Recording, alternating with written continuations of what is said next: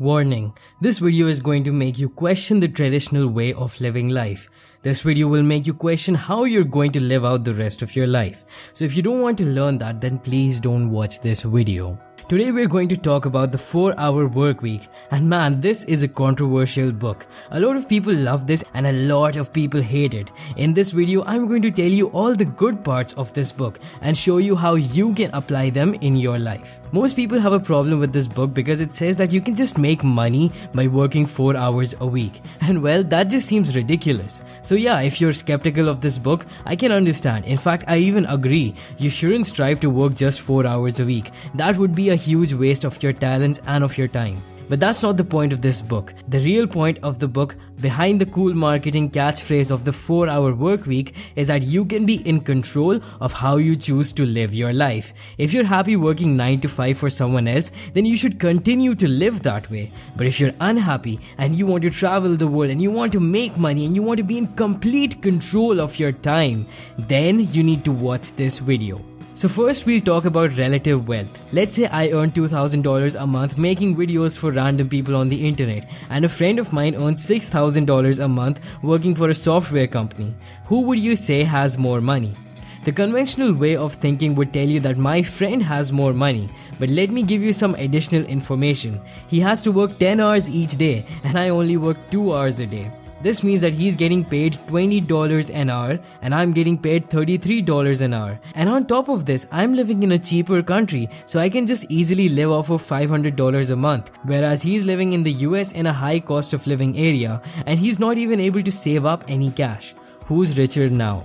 So this is the concept of relative wealth, where your wealth is not measured by your absolute income, but it is measured by the amount of freedom you have. Tim Ferriss talks about the new rich. The new rich are the people who have complete freedom of their time and location. See, this book isn't for people who love working 80 hours a week for banks and like making millions of dollars while being miserable and stressed out all the time. This is for people who want to make money, but more importantly, who want to be in control of where they live, who they spend their time with, and how much they work. So how do you join the new rich? That is literally the million-dollar question. Well, at its most basic level, you have to free up your time. Which brings me to the next point. Automation. A lot of people like to feel busy while they're doing their work. While this can give you a temporary dopamine boost of feeling more productive, most of the times we're wasting our time on things that can be automated. For this, you have to understand the concept of opportunity cost. Most people look at expenses in terms of absolute costs. So if you own a business, you might think that hiring a part-time assistant could cost you a lot of money and that you're better off doing the work yourself. But then you have to think about what is the opportunity cost. What opportunities are you missing out on by wasting your time on tasks that can be delegated to others? If you hire an assistant, you could spend a lot more of your time on thinking about expanding your business. If you run an online business, you can hire a virtual assistant to reply to your customers' emails. You can even get your virtual assistant to book movie tickets, give you reminders, etc. Instead of keeping all your accounts yourself, you could buy software that does that for you in a fraction of the time. Automating your business or your life as much as possible frees up your time. If you were working 8 hours a day before, by automating all the useless tasks that you really don't need to do, you might only have to work 4 hours a day. That means that you now have 4 extra hours that you did not have before. Now, can you really put a price on freedom? The next point is Geo Arbitrage. This basically means that you can use the difference in the cost of living in various places of the world to your advantage. For example, if you live in the US and earn your money in dollars, and then you go to Thailand and spend your money in bahts, because of the fact that Thailand is so cheap compared to the US, you can basically live like a king at a fraction of the cost.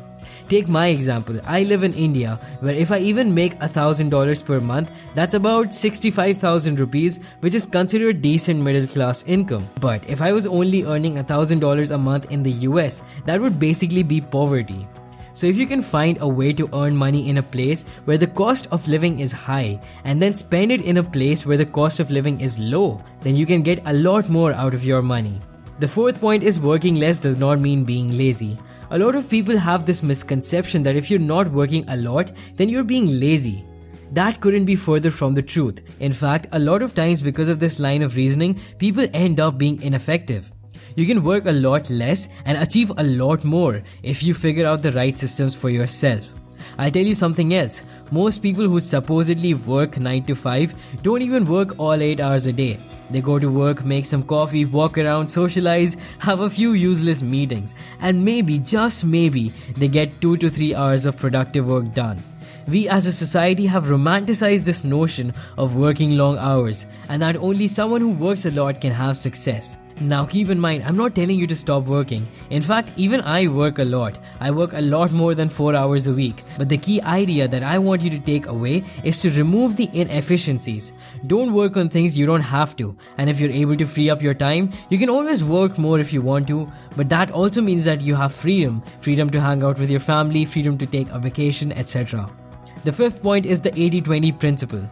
This has to be one of the most fundamental rules from this book, and this is also known as the Pareto principle.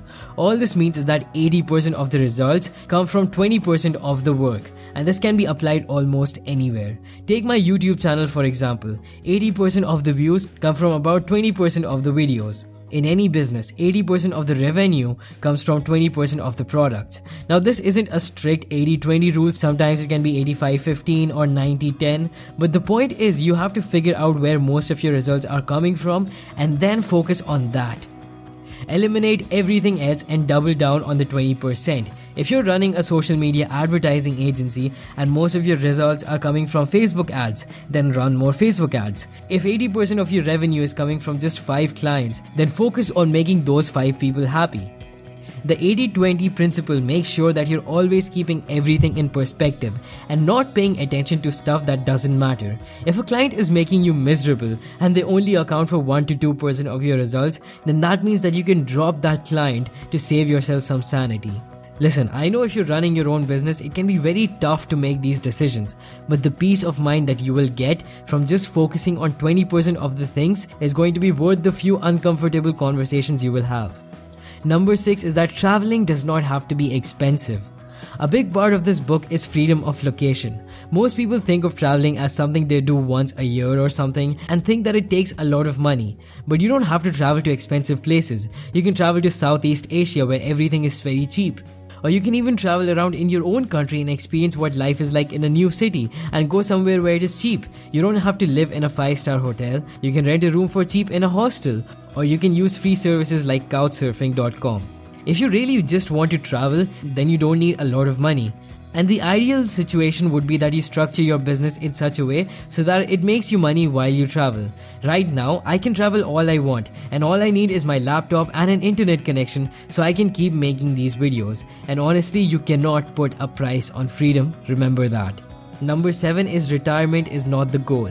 So a lot of people think that they're going to start working in their 20s, keep saving up money until they're 60 years old, and then retire.